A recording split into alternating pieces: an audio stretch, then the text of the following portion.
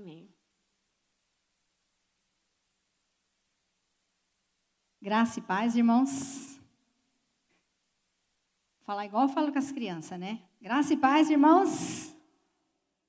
Amém. Bom dia, né? Tá frio, né? Quando a gente tem nosso filho ali, né, pequenininho, ele vem correndo. Aí ele fala assim: mãe, meu coração tá batendo. Aí a gente fala assim: é sinal que você tá vivo, né? Mas ele quer dizer assim: tá acelerado, né? Mas a gente fala: é sinal que você tá vivo, né? Aí eu falo a mesma coisa para minha mãe lá: mãe, meu coração tá batendo. Minha mãe está assistindo. Eu quero cumprimentar a igreja que está aqui de forma presencial. Quero cumprimentar a igreja que está lá de forma online.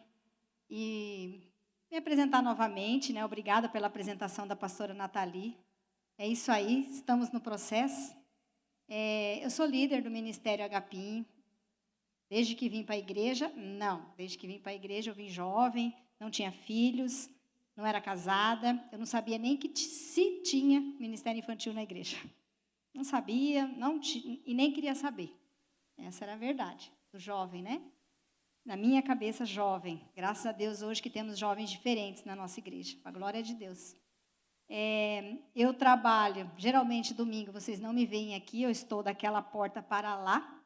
Na nossa igreja, neste momento, está tendo 3 cultos simultâneos, que é o do Agapim, que a criança fica lá até os 12 anos, que tem palavra igual aqui. Depois cada um vai para... Obrigada, irmão. Cada um vai para as suas salas. Cada um na sua idade. Tem o Libertim, que é onde meus filhos estão, que são os adolescentes, também está tendo culto lá. O pastor está ministrando palavra. Eles estavam aqui, até a hora do louvor. Depois eles foram lá ouvir a palavra deles de acordo com a idade deles. E nós que estamos aqui, que somos os adultos da relação, estamos aqui no culto de adulto. E vamos falar como adulto. Amém? Então, nossa igreja está passando por uma série. Todos têm acompanhado. Se não tem acompanhado, vai para o YouTube, está lá. Inclusive, muitos dos cultos eu não consigo participar aqui de forma presencial, que estou no Agapim, mas eu vou para o culto online, lá no YouTube, para ver as mensagens que já foram faladas. E nós não vamos fugir do contexto, estamos falando de família. O meu tema é que os meus filhos te amem. Eu acredito assim, Deus nunca erra, Deus é perfeito, né? Então, por ser líder do Ministério Agapinho, por ter filhos neste processo, né, para que a gente possa ensiná-los a temer a Deus, que não é uma função fácil nossa, mas é nossa função como pais. Eu creio que Deus preparou esse momento. Não foi fácil para mim, não é fácil estar aqui, a responsabilidade a gente sente. Teve momentos de estudo, teve momentos de falar, não é para mim, acho que eu não vou. Não estou preparada, mas Deus sabe todas as coisas. E Ele prepara você. E me perdoe, já peço perdão se eu trocar alguma palavra, se eu me embananar aqui, me perder, mas eu estou na dispensação do Senhor e creio que é só um passo, é só um obstáculo, mais um dos obstáculos que Deus colocou para que eu pudesse transpor. Amém? Então, nós vamos falar de famílias. E eu estava falando do meu tema. Porém, para falar do meu tema, que é que os meus filhos te amem, eu preciso falar da responsabilidade paterna, que foi aquilo que nós estudamos. Porque, para isso, a gente tem nosso nível e grau de responsabilidade, para que os nossos filhos amem ao Senhor. E a gente pensa, né? Nosso trabalho é quando eles são pequenos. Aí depois eles fazem 18 anos, eles já têm as suas próprias decisões. Mas, porém, todavia, os pais que já têm filhos casados, nunca deixem de orar por eles. Tem seus netos, nunca deixe de orar por eles. Tem uma turbulência lá no meio da família, é a mãe e o pai que está lá de joelho, orando pelos filhos. Então, esse é a nossa maior missão aqui nessa terra, que é a nossa família. Para a gente falar de família, a gente precisa falar do indivíduo. Do indivíduo. Cadê minha caneta? Já não está mais aqui. Já perdi minha caneta. Mas tá bom. Nós precisamos falar do indivíduo. Obrigada, irmão. Isso porque eu acho que eu tenho 10 lá dentro da bolsa. E eu vim para cá sem caneta. Obrigada. Arrumei aqui uma. Deixa eu ver. Nós precisamos falar do indivíduo. Porque nessa família, para juntar duas pessoas, é uma pessoa que vem com toda aquela bagagem.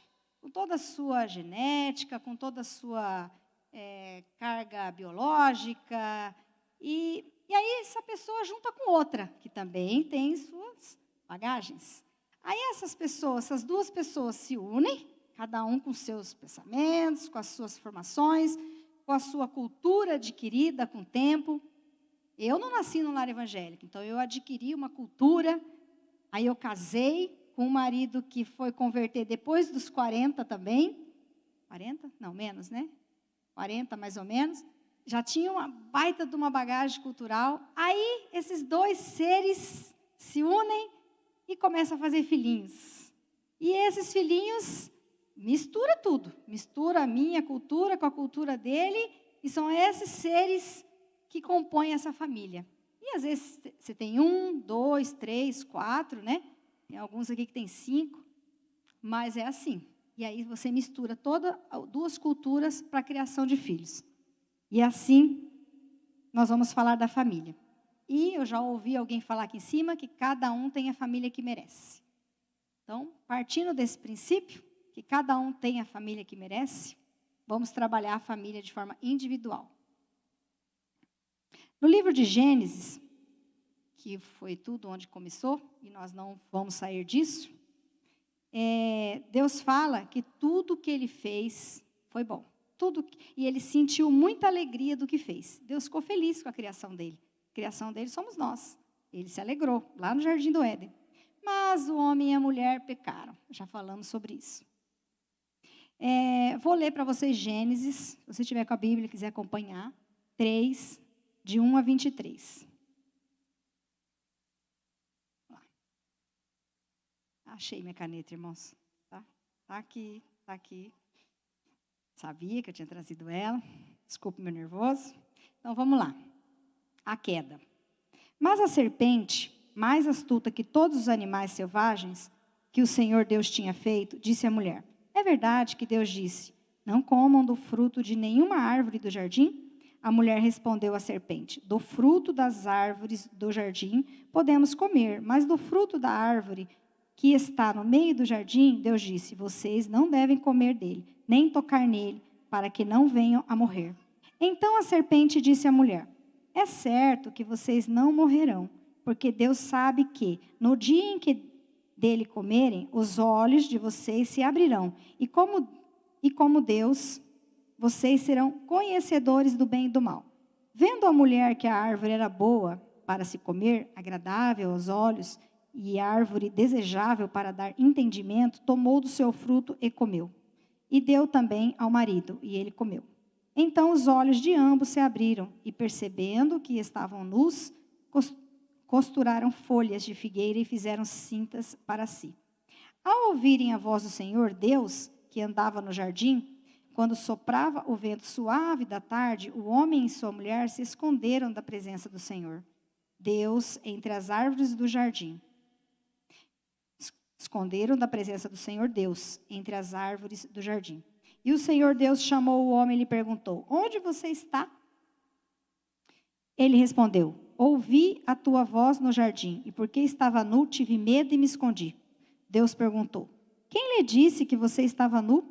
Você comeu da árvore da qual ordenei que não comesse? Então o homem disse: a mulher que me deste para estar comigo, ela me deu da árvore e eu comi. Então o Senhor Deus disse à mulher: que é isso que você fez? A mulher respondeu: a serpente me enganou e eu comi.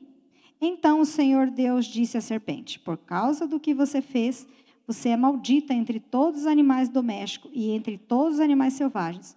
Você rastejará sobre o seu ventre e comerá pó todos os dias da sua vida. Porém, inimizade entre você e a mulher, entre a sua descendência e o descendente dela. Este lhe ferirá a cabeça, e você lhe ferirá o calcanhar. E a mulher, ele disse: aumentarei em muito o seu sofrimento na gravidez. Com dor você dará à luz filhos. O seu desejo será para o seu marido, e ele a governará. E a Adão disse: por ter dado ouvidos à voz de sua mulher e comido da árvore que eu havia ordenado que não comesse, maldita é a terra por sua causa. Em fadigas você obterá dela sustento durante os dias da sua vida. Ela produzirá também espinhos e ervas daninhas, e você comerá a erva do campo. No suor do seu rosto você comerá o seu pão, até que volte à terra, pois dela você foi formado. Porque você é pó, e ao pó voltará. E o homem deu à sua mulher o nome de Eva, por ser a mãe de todos os seres humanos. O Senhor Deus fez roupas de pele, com as quais vestiu Adão e sua mulher. Então o Senhor Deus disse: eis que o homem se tornou como um de nós, conhecedor do bem e do mal. É preciso impedir que estenda a mão. Tome também da árvore da vida, coma e viva eternamente. Por isso o Senhor Deus lançou fora do jardim do Éden para cultivar a terra da qual havia sido tomado. Amém? Eu quero destacar Gênesis 3:16. Quando fala assim, que eu percebi algo, né? O filho, ele não nasceu no Éden. Os filhos de Adão e Eva não nasceu no Éden. Então, não havia nada sobre criação de filhos. Por exemplo, a gente viu ali que o homem estava feliz, né, com sua esposa, estavam os dois andando nu, comendo dos seus frutos do jardim. A gente tem essa história na Bíblia, que é algo visível para nós, que nós visualizamos e que o homem perdeu, que nós perdemos pelo pecado. Mas para os filhos, não teve isso. Porque o filho, ele não nasceu no jardim do Éden. O filho nasceu fora do paraíso. Ele não nasceu no jardim. E a nossa história para as mulheres começou com uma promessa de dor. No versículo 16 fala que nós teríamos muita dor, que a nossa dor seria multiplicada ao nascimento do filho. Então, aí, a gente já sabe que nós teríamos filhos, que era projeto de Deus. Os filhos são um projeto de Deus. E neste contexto veio a primeira família, Adão e Eva e seus filhos. E, irmãos, o que eu quero trazer para vocês? Uma mensagem de esperança para os nossos corações. Como pais, como filhos, para que a gente possa compreender o lado do outro. Que a gente possa entender nosso papel dentro da nossa família. Aí a gente fala assim, nossa, o filho não nasceu no paraíso, né? Ele não nasceu mesmo. Nós não temos uma ideia sobre isso. Então, a gente não pode falar assim, nossa criança era tão obediente, por que veio o pecado, né? Nossa criança era tão obediente antes do pecado. Não existe essa fala. Porque o homem pecou antes de nascer o primeiro filho. Então, a gente não sabe como foi o primeiro filho. Assim diz aqui a palavra de Deus, tá, irmãos? A gente só pode falar que tudo que Deus fez é bom. E Deus estava feliz com a criação. Quando Deus disse que a dor do parto seria multiplicada por causa do pecado, aí a gente sabia que era projeto de Deus, como eu já falei. Porém, aconteceu fora do paraíso. Por que aconteceu fora do paraíso? Primeiro ponto que eu quero falar para vocês, por conta da desobediência. O casal desobedeceu. E esse casal desobedeceu, o que aconteceu? Alguém já falou aqui, mas eu vou retomar isso.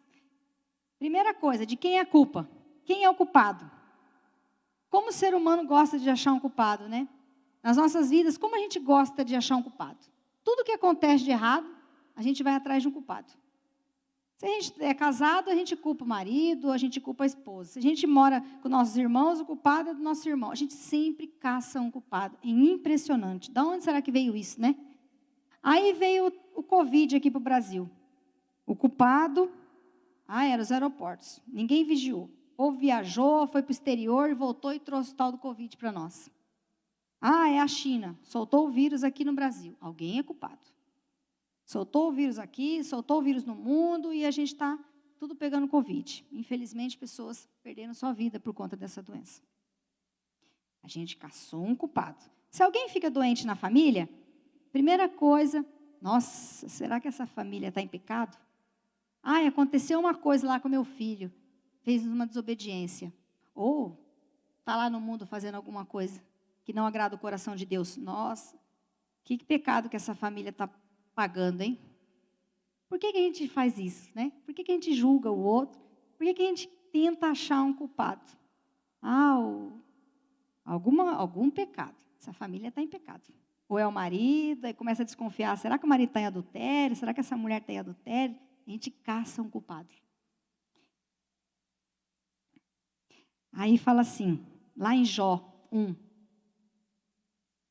8, a parte B. Não há ninguém como ele na terra. Deus olhou para Jó e falou, não há ninguém como ele na terra. Ele é um homem íntegro e reto, que teme a Deus e se desvia do mal. E, contudo, sofreu grandes perdas e não amaldiçoou a Deus. Ele não tinha pecado. Então, a gente está falando da Bíblia. E a Bíblia diz que o mundo é mau, que vivemos dias maus. Lá em Efésios 5, 15 e 17. Portanto, tenham cuidado com a maneira como todos vivem. E vivam não como tolos, mas como sábios, aproveitando bem o tempo, porque os dias são maus. Por esta razão, não sejam insensatos, mas procurem compreender qual é a vontade do Senhor. Então, a Bíblia já diz que vivemos dias maus. Então, vamos passar por turbulências, por provações. Nós vamos passar, irmãos. Então, não adianta eu ficar caçando culpado. E o que eu falar aqui, irmãos, o que sair da minha boca, da boca da Sandra, não é absoluto.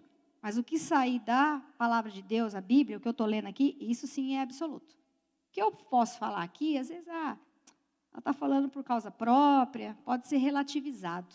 Mas o que a Bíblia diz, não se relativa.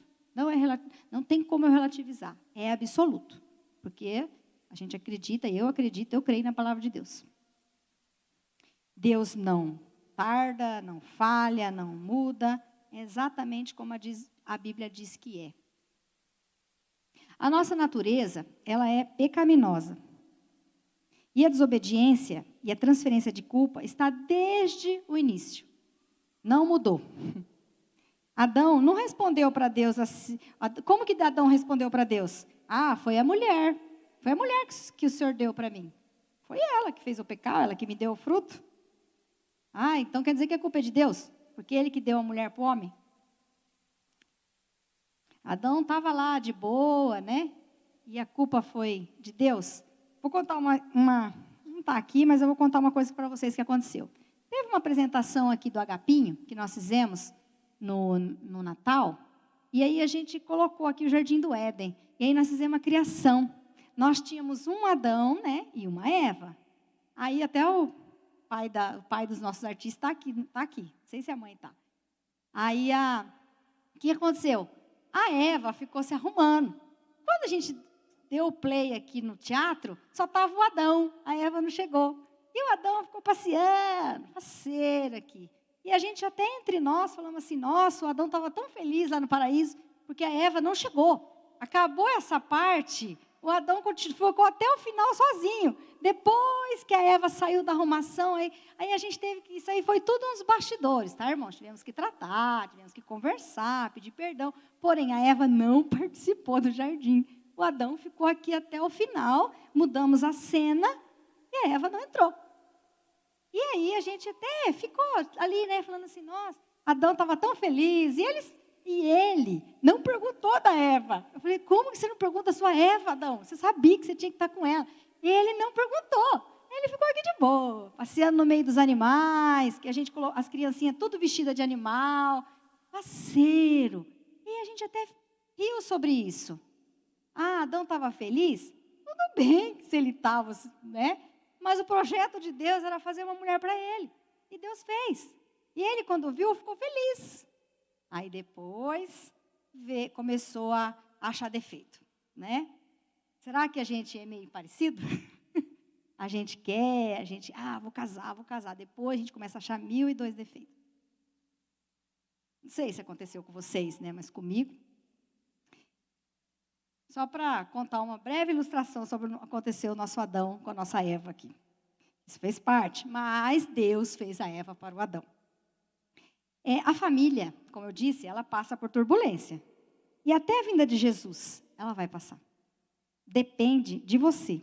Se você quer passar essa turbulência com Deus ou sem Ele. Depende de mim, depende de você. Essa primeira família, aconteceu algo terrível que eu vou ler para vocês. Gênesis 4, de 1 a 10.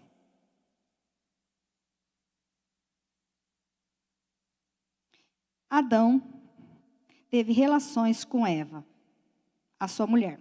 Ela ficou grávida e deu à luz Caim. Então ela disse: adquiri um varão com o auxílio do Senhor. Depois deu à luz a Abel, irmão de Caim. Abel foi pastor de ovelhas e Caim foi agricultor. Aconteceu que ao fim de um certo tempo, Caim trouxe do fruto da terra uma oferta ao Senhor. Abel, por sua vez, trouxe das primícias do seu rebanho e da gordura deste. O Senhor se agradou de Abel e de sua oferta, mas de Caim e de sua oferta não se agradou.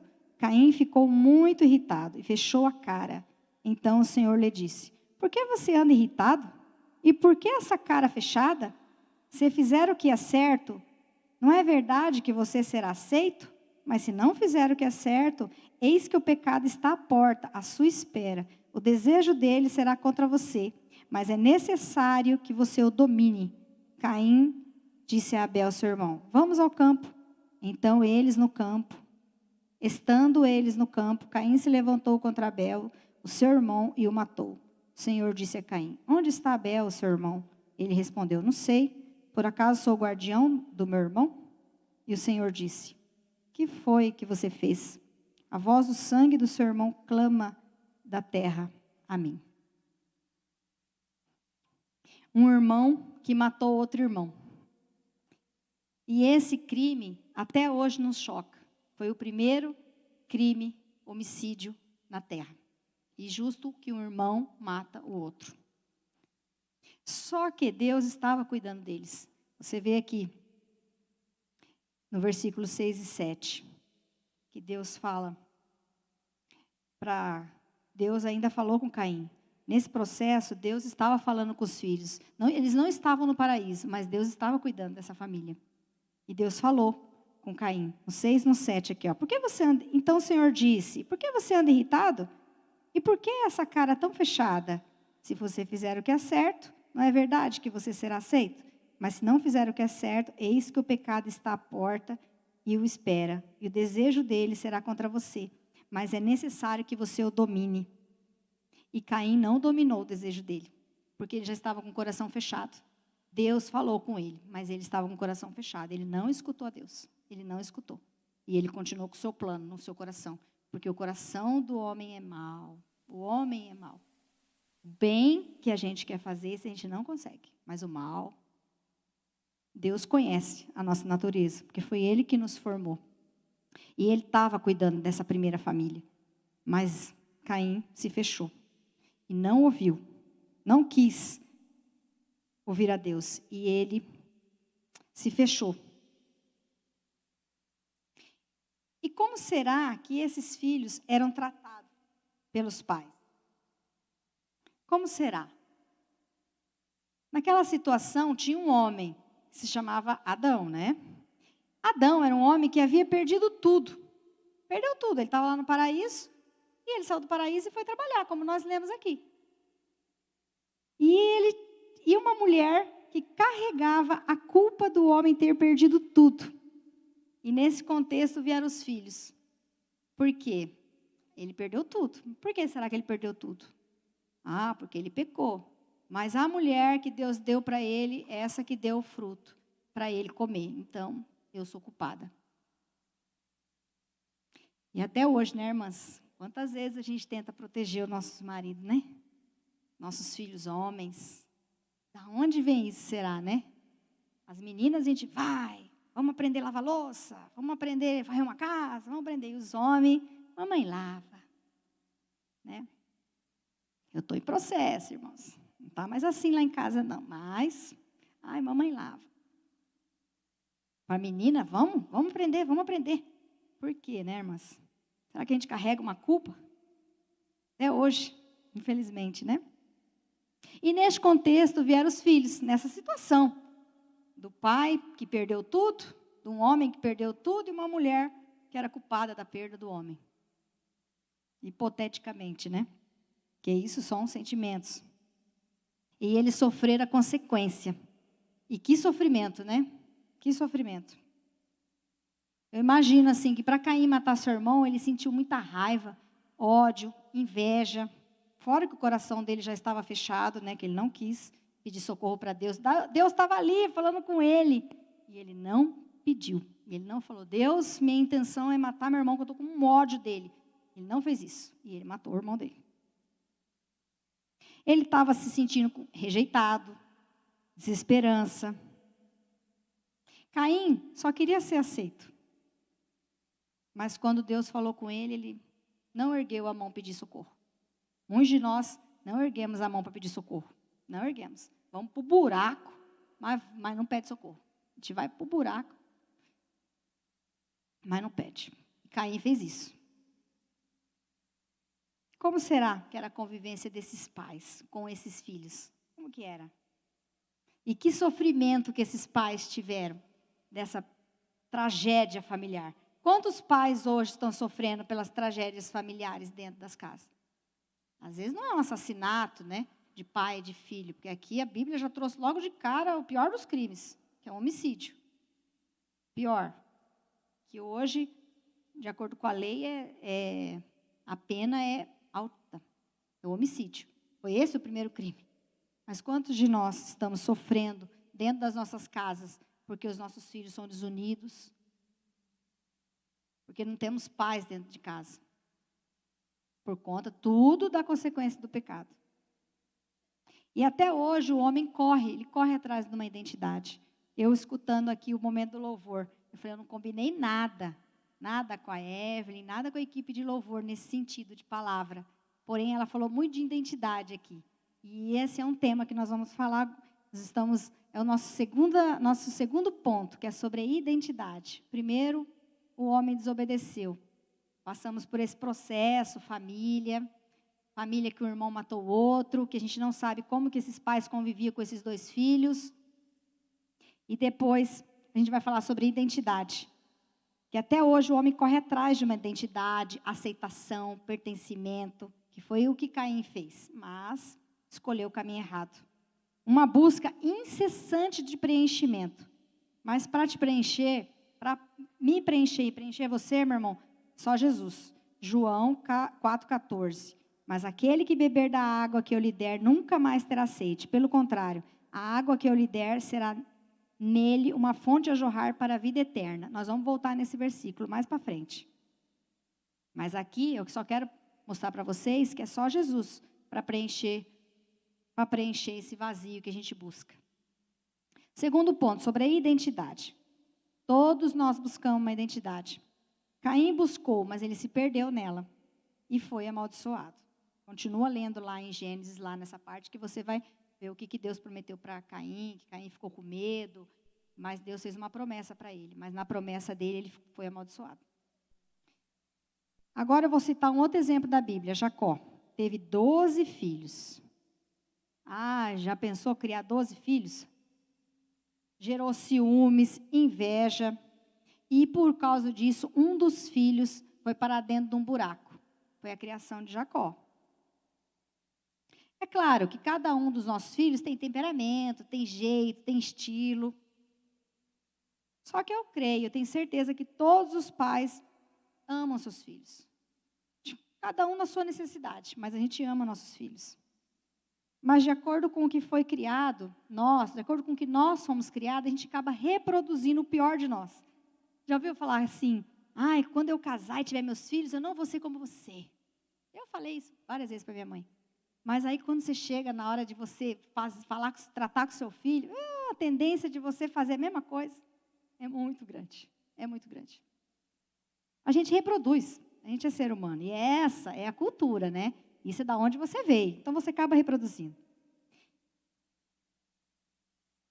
Infelizmente, em alguns dos casos dos pais, como eu citei, que está lá em Romanos 7, 18, 19, 20, que eu não vou ler para vocês, mas fala assim: o bem que eu quero fazer, isso eu não faço, mas o mal. Infelizmente, em alguns casos, o mal, ele é literal. Infelizmente, nós fazemos o mal. Alguns pais fazem o mal. E eu vou citar uns dados para vocês, porque eu faço parte de uma comissão de defesa da criança e do adolescente.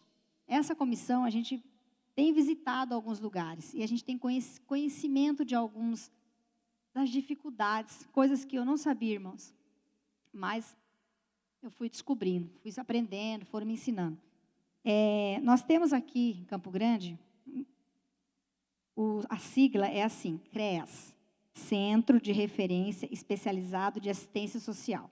Eu peguei dados de 2 CREAS apenas, acho que são 4, salvo engano.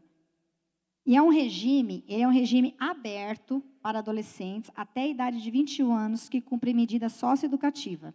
Eu vou trazer um dado para você, que para 23 meninas que cumprem essas medidas, são crianças que cometeram alguma infração, tá? Ato infracional, menor comete ato infracional. Para 23 meninas que cumprem esses regimes abertos, supervisionado, tem 262 meninos cumprindo. A diferença entre meninos e meninas, que é a forma como nós fazemos parte disso, porque nós estamos criando meninos. E já no outro CREAS, existem 10 meninas para 112 meninos. Tá? Esses foram os 2, são dados, porque esses dados a gente não cita o lugar, a idade, porque com menor, tudo que tem menor tem sigilo, é sigiloso. Então a gente não cita assim, quantas idades, eu não posso nem falar sobre isso. Mas eu quero trazer essa triste realidade para vocês, porque esse é o literal do mal. Cadê os pais?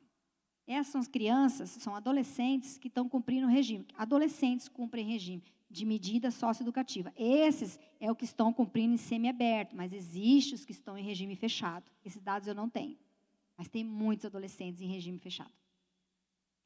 Cadê os pais? Cadê as famílias? O Estado, também vou falar um outro tema para vocês. O Estado, ele subsidia algumas unidades. Uma unidade de acolhimento institucional do município e unidade de acolhimento de organização não governamental. Nessas unidades, atualmente, tem 189 crianças. Eu tive a oportunidade de conhecer algumas, mas uma oportunidade que é triste, porque são 189 crianças que foram retiradas das suas famílias, seja por maus tratos, alguma situação familiar, ou porque o pai e a mãe são viciados, eles foram retirados dessa família. Essas crianças estão nessas casas. A maioria delas não voltam para os lares. A maioria delas vão para parentes, para avó, para tio. E esses parentes, a maioria reintegra essa criança por responsabilidade moral, não por amor. Moral. Eu não vou deixar meu sobrinho, eu não vou deixar meu neto, eu não vou deixar meu parente próximo ser adotado. Então eu vou. Aí essa família precisa de ajuda psicológica e tudo isso o Estado subsidia. Tudo isso. Eles têm uma vez por mês lá um encontro da família que reintegrou essa criança, tá? Mas a maioria vai para a adoção. Eu pude conhecer casas que têm bebezinhos de meses, que está lá esperando um lar para ser adotado. O processo não é rápido, é lento. As famílias exigem cor de pele, cor de cabelo, então, estilo de cabelo. As famílias pedem para adotar, é assim. Então, as crianças ficam. E eu pude conhecer crianças que já vão fazer 18 anos, que estão ainda na casa de abrigo, não foram adotadas. Aí essas crianças, quando chegam de 18 anos, isso é só um dado, tá, irmãos? Quando a criança chega a 18 anos, elas vão para casa, elas precisam, tem crianças lá que são deficientes. Essas vão para casa terapêutica, porque não tem como essa criança se relacionar na sociedade. As crianças que fazem 18, os adolescentes, esses vão para a sociedade. Aí a própria casa tenta incluir ela vai atrás de um aluguel social, trabalho do governo, que o governo insere no mercado de trabalho esse adolescente, para que ele subsista, porque a maioria não tem como voltar para um parente. Com 18 anos, é muito difícil. Essa é a juventude que está chegando. Esses são os jovens que estão chegando, está chegando para nós. Cadê a responsabilidade nossa nisso? Cadê a responsabilidade do pai e da mãe nesses adolescentes que estão indo para o mundo sem ter tido apenas uma identidade? Não tiveram identidade.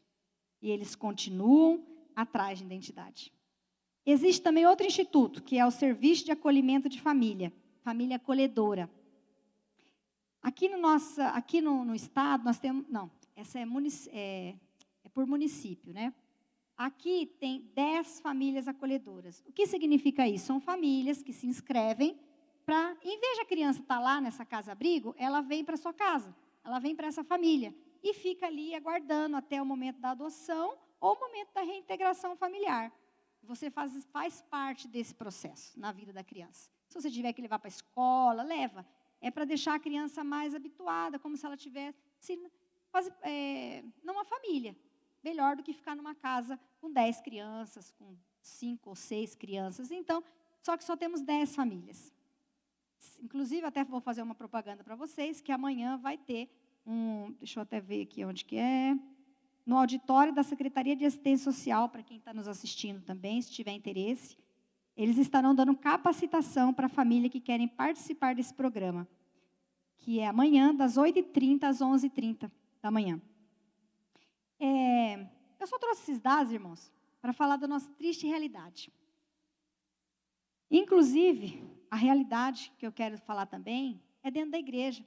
Porque dentro da igreja, a gente, como eu iniciei aqui, dentro da igreja a gente também foge do ministério infantil. Trabalhar com criança, lidar com criança não é fácil. Eu falei para vocês, quando eu entrei na igreja, entrei jovem, sem filhos. Eu não sabia nem se tinha ministério infantil e nem queria saber. E aí eu fui ter filho, né? Aí quando eu tive filho, eu queria largar eles lá. Só que aí, né, teve uma irmã que falou, opa, vem nos ajudar. Você tem filho? E aí eu comecei a ajudar.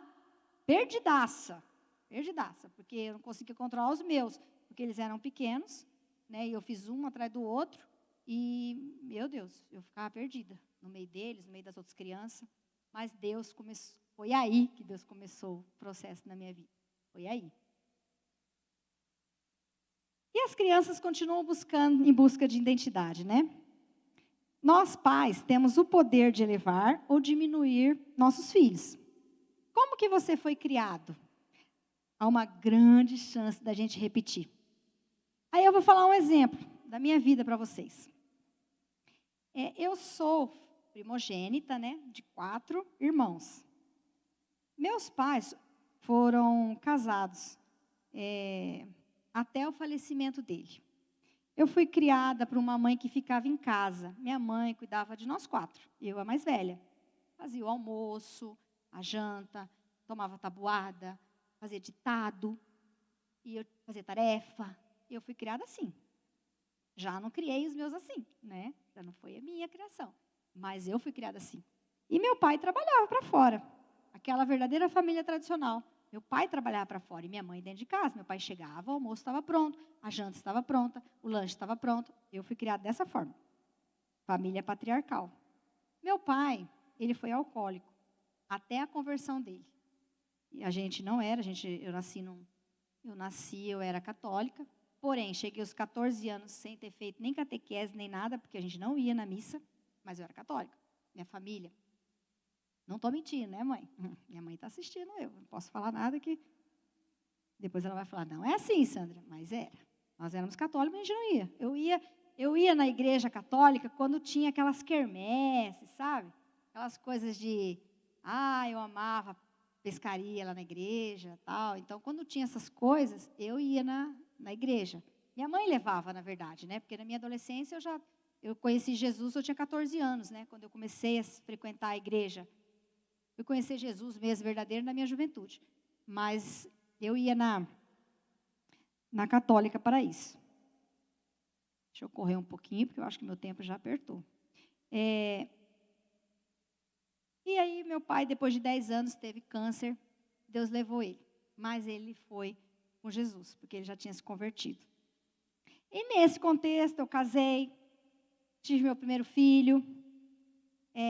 Casei depois de 6 meses, né? Quando o Mateus tinha 6 meses que eu casei mesmo.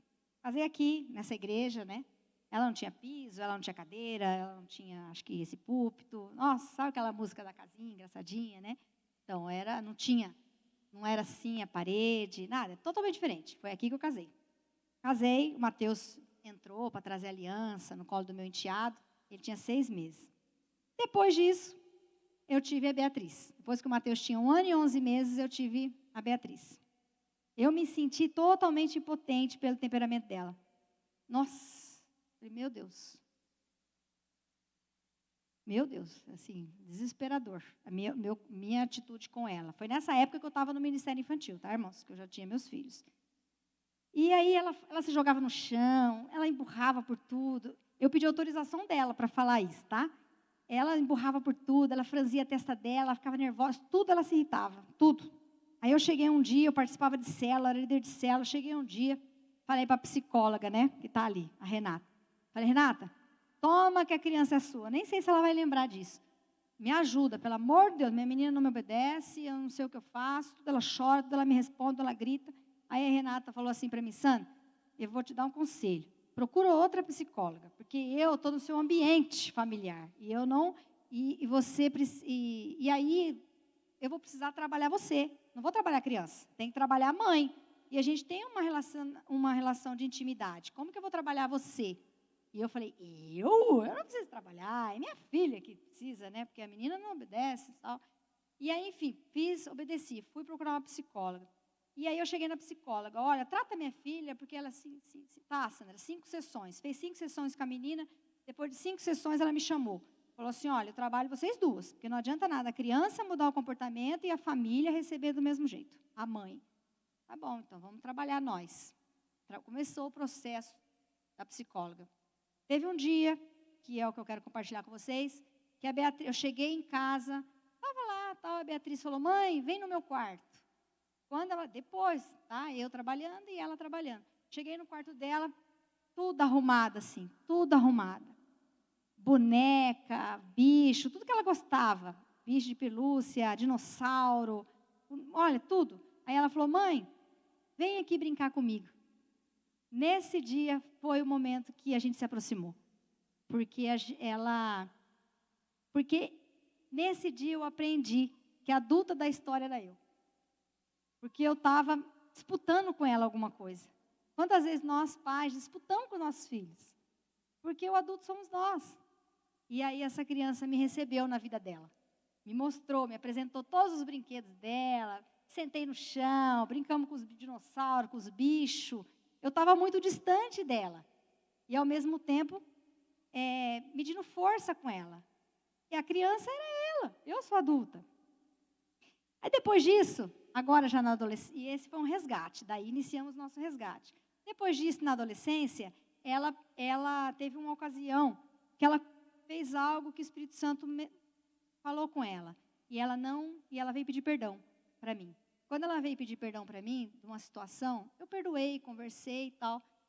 Mas meu coração ficou apreensivo com aquilo. Eu falei, gente, eu criei minha filha dentro da igreja, né? E aí ela cai nisso. Conversei com a pastora dela, conversamos. E só que eu não falei nada para o pai dela. E aquilo o Espírito Santo começou a chamar minha atenção por isso. E aí eu cheguei no pai dela, Sandra, vamos trabalhar, você falar com o pai dela. Não, mas ele não precisa saber. Coitado, ele trabalha o dia inteiro, né? Deixa que eu tomo conta. Joga aqui, ó. Joga aqui, no meu peito. Eu sou forte. Aí, resolvi obedecer. Contei para o pai dela. Quando eu contei para o pai dela, assim, para o meu espanto, ele entendeu. Ele suportou, ele não morreu. Porque eu falei, não vai aguentar. Quem aguenta só é nós, né, mulheres. E ele aguentou. Ele suportou, ele entendeu. E hoje, depois ele conversou com ela. E hoje tem coisas que ela fala primeiro para ele e depois para mim. Ela manda o WhatsApp pedindo coisas para ele que ela não pede para mim. Ou ela comenta alguma coisa com ele que ele pergunta se ela comentou comigo. Ah, nós temos nossa intimidade? Temos. Mas hoje ela aprendeu a ter com ele. Então, mães, eu falo para vocês, entrega seus filhos para os seus pais, para os pais deles. Deixa. Ah, o seu marido não é o pai do seu filho? Deixa ele aproximar do pai dele. Deixa. Isso é importante para ele, importante para os nossos filhos. Nós estamos fortalecendo a identidade deles. E ele agiu como pai, e foi pai, e é pai. Do mesmo jeito que eu aprendi a ser mãe, ele aprendeu a ser pai. Nasceu uma mãe, nasceu um pai. Então vamos devolver o papel deles, de pai. Porque eu, irmãos, se deixar, eu sou mãe, pai, a funcionária, tudo. Eu faço tudo. E eu sou de uma geração, eu não sou nova, mas a minha geração já chegou a falar que nós, mulheres, nos bastamos. A minha geração, eu já recebi isso. A gente se basta. Mas não foi assim que Deus projetou a gente. Não foi para isso. A minha família também é um modelo tradicional, porque ele trabalha, meu marido foi, e eu era ajudadora, vim ter filhos e tal. Só que eu hoje estudei, sou profissional, trabalho, corro o dia inteiro, mas isso não pode me afastar do amor de Deus. Gênesis 2, 22, 25 fala que eu nasci da costela dele. Deus me fez da costela dele. Deus me fez para viver do lado. Deus te fez para viver do lado do seu marido, apoiá-lo. Eu te convido a deixar cada um exercer seu papel dentro da sua casa. Seja você casada, solteira, mãe, filho. Eu te convido a deixar cada um dentro da sua casa fazer ou viver o papel dele. E o último ponto que eu vou falar sobre pertencimento e restauração.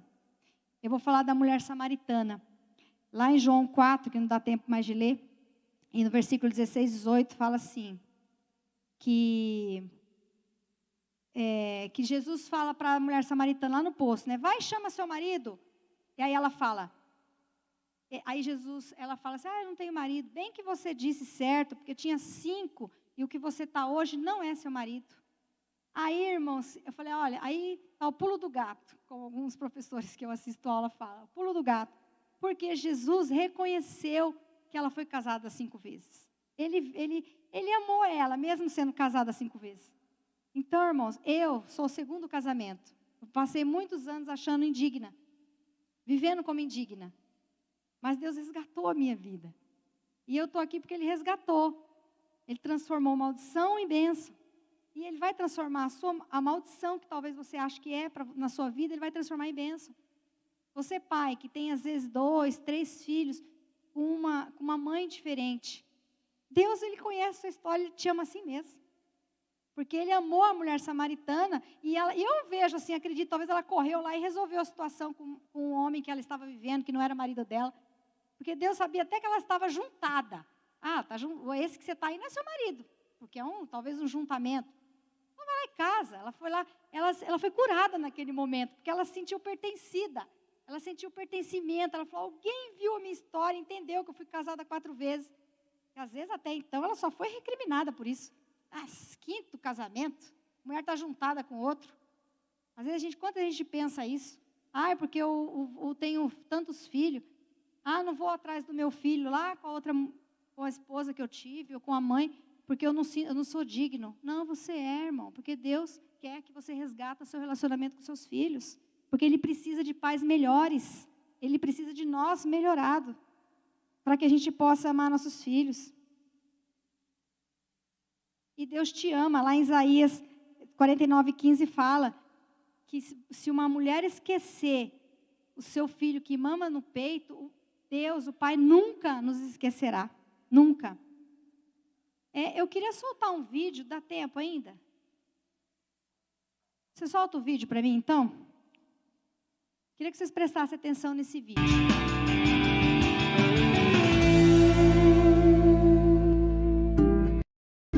If you could have dinner with anyone, living or dead, who would you choose? Kylie Minogue. Marilyn Monroe. Oh, God, I wouldn't have a clue. I know, straight up. Paul Hogan. Kim Kardashian. No. I'd like to have dinner with Justin Bieber. What? He'd not come to my house. So, I'd have Bob Hawke. Dave Hughes. Barry Humphries. Jimi Hendrix. People who have made a difference in the world, maybe Nelson Mandela at the dinner table. I don't know what he's going to say. I'm scared. If you could have dinner with anyone in the world, Oh. who would you choose? Probably our whole family, like a whole extended family. Mum and Dad. Mum and Dad. Does it have to be a celebrity? Could it be family? We love it. We talk about how school is. We ask Mum and Dad how their day was. Family. Yeah, Mum and Dad.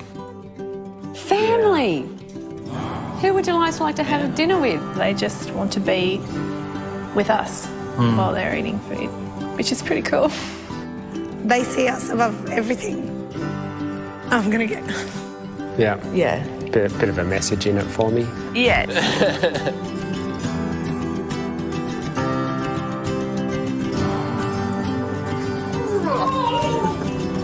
What are we having for dinner?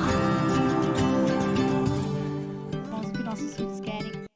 É tão simples. É muito simples. E eu vou te chamar a ressignificar a sua dor, sofrimento, aquele problema que você acha que não tem mais jeito. Lá em Gênesis 35, quando Jacó, Israel, como Deus os chama, ele amava, eu vou contar a historinha rápida, ele amava Rebeca e ela deu 2 filhos para ele. Quando nasceu o segundo, o caçula, ele nasceu durante a estrada e naquele último suspiro de vida dela, ela colocou o nome dele de Benoni, que significa no hebraico filho da dor.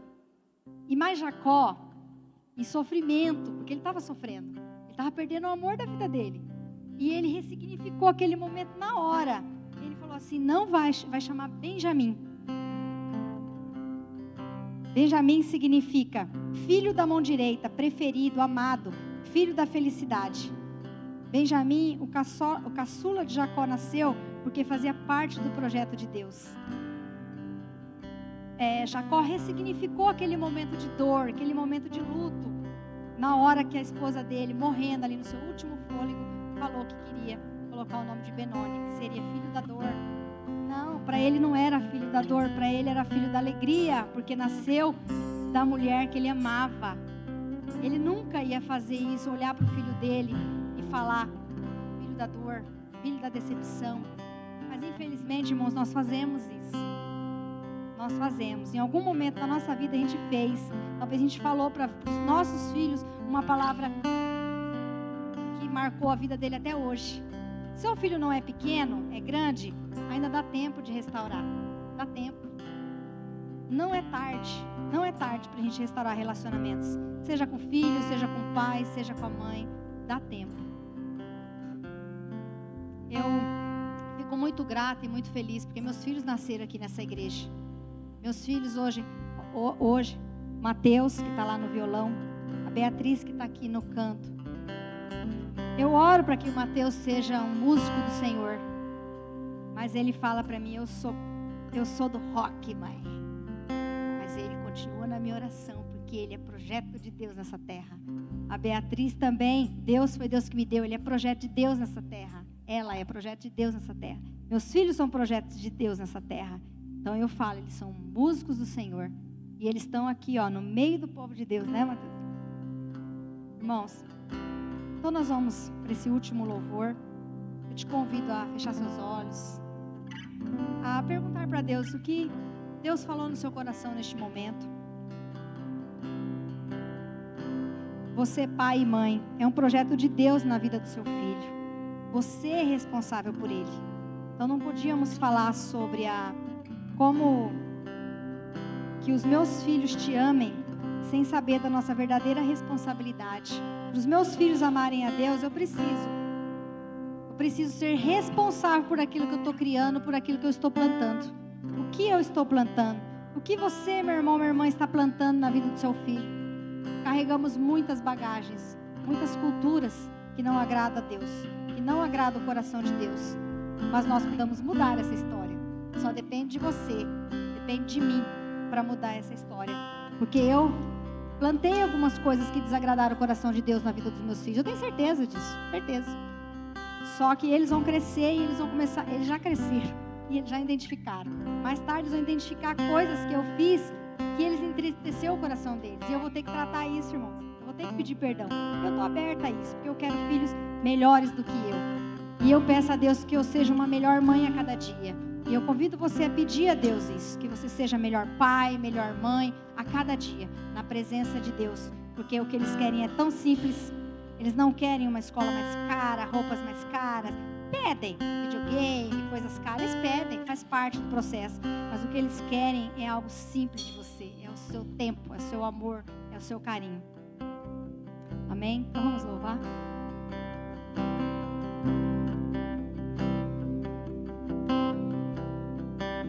Te convido a ficar em pé para louvar a Deus com essa música. Ele me encontrou, me cercou com canção e me libertou dos meus inimigos, dos meus medos, me salvou.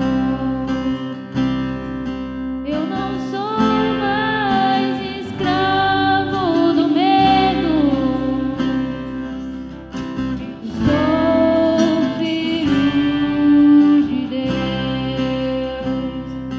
Eu não sou mais escravo do medo, eu sou filho de Deus.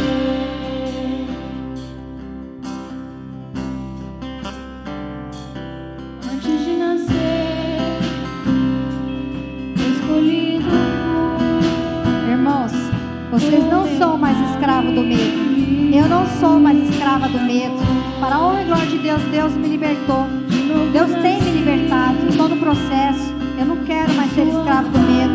E se você, meu irmão, não quer ser mais escravo do medo, se você quer se posicionar como pai, como mãe, como uma pessoa que vai edificar a sua família, sua criança, a criança que está perto de você, eu te convido a vir aqui na frente, a se prostrar diante de Deus, a pedir de Deus oração para que Deus mude a sua história, para que Deus tire qualquer tipo de escravidão da sua vida. Você que está em casa, eu te convido a ficar de joelhos e conectar com Deus e pedir para que Deus tire todo o peso, toda a culpa falsa que você carrega, daquilo que você não é capaz. Eu convido os pastores a estarem aqui na frente, os presbíteros, quem puder estar aqui, para orar por você, meu irmão, que quer receber oração agora, que você quer melhorar como mãe, como pai, como família. Eu te convido a vir aqui na frente. Os nossos pastores estarão orando por você, porque um dia eu recebi essa oração, um dia eu tive que me prostrar, e até hoje eu tenho buscado isso, porque eu preciso desse apoio dos irmãos. Nós precisamos uns dos outros. Eu te convido a vir aqui, meu irmão, minha irmã. Deus tem um mistério com você e Ele vai cumprir o que Ele prometeu. Deus vai cumprir. Eu não consigo visualizar, eu não consigo ver na minha vida além daquilo que Deus permite que eu veja, mas eu sei que Deus tem grandes coisas para minha família e eu creio nisso.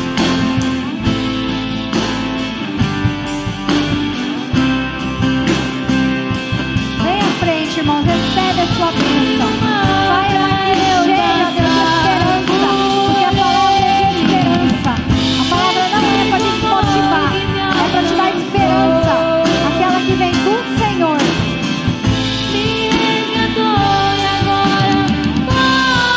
Eu quero a minha família na sua casa, Deus, em nome de Jesus. Eu profetizo que os meus filhos amem ao Senhor, que eles nunca saiam do seu caminho, em nome de Jesus. Eu profetizo a Deus que os teus filhos são do Senhor, Satanás não vai roubar, em nome de Jesus. Ó Deus, em nome de Jesus, eu abençoo o seu povo neste momento, Deus. Traga paz, traga o descanso do Senhor. Eu abençoo cada pai, cada mãe que veio aqui na frente e que se posicionou, Deus, porque quer uma família restaurada, Deus. Em nome de Jesus, dê sabedoria para nós, pais e mães. Dê sabedoria, a sabedoria que vem do Senhor, que vem do alto, porque ela não é minha, ela não é nossa, ela é de Deus. A Bíblia diz que se você quiser mais sabedoria, pede para Deus que Ele vai te dar. E é o que eu tenho pedido. E eu sei, eu preciso de mais do Senhor. Peça isso para Deus, meu irmão, e Ele vai te dar. Em nome de Jesus, ó, em nome de Jesus. Traga esperança para o seu povo, Deus. Cuida do coração de cada um. Cuida de cada família aqui representada. Cuida das famílias que estão lá no culto online. Abençoa, Senhor. Abençoa você, meu irmão, que está na sua casa. Deus tem esperança para você. Deus tem o melhor para você. Resgata relacionamento com o seu filho, com a sua filha, que não mora com você. Em nome de Jesus. Resgata, Senhor. Ajuda esse pai e essa mãe a resgatar esse relacionamento. E para eles estão perdidos, mas não está perdido para o Senhor. O Senhor fez a família desobedeceu, mas o Senhor continuou cuidando da família. Porém, nosso coração, por ser duro, às vezes resolve permanecer no pecado. Mas Deus tem o melhor para nós. Em nome de Jesus. Em nome de Jesus. Abençoa o seu povo, Deus. Abençoa, Senhor. Em nome de Jesus. Obrigada, Senhor, pela tua palavra. Obrigada, Deus, porque a sua palavra é viva e eficaz. A sua palavra, Deus, não volta vazia. Muito obrigada, Deus, por essa manhã. Obrigada porque o Senhor fez no coração de cada pai e de cada mãe aqui, Deus. Muito obrigada. Obrigada pelos ministérios dessa igreja. Obrigada pelas líderes do Agapinho. Obrigada, Deus, pelos ministérios de louvor. Pelos adultos que cuidam dos nossos filhos. Obrigada, Deus. Obrigada. Coloca pessoas que elevem nossos filhos aqui, ó Deus. Seja na escola, seja na igreja, aonde quer que eu esteja. Coloca líderes, professores que elevem os nossos filhos. Que nós, dentro das nossas casas, elevamos nossos filhos, ó Deus. Em nome de Jesus. Em nome de Jesus eu oro e agradeço por tudo. Amém.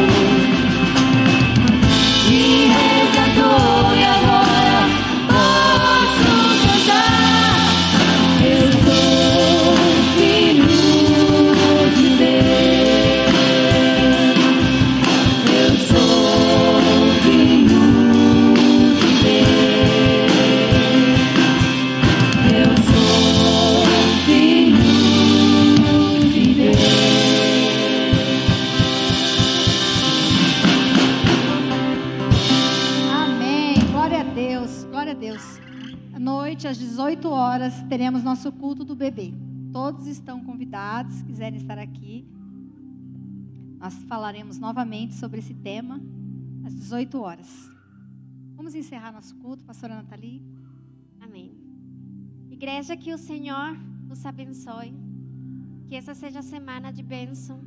Que o Senhor continue a fazer aquilo que Ele está ministrando na sua vida. São muitos já os testemunhos do que Deus tem falado, do que Deus tem restaurado. Pessoas têm chegado na nossa igreja porque ouviram falar sobre família e o Senhor começou uma obra.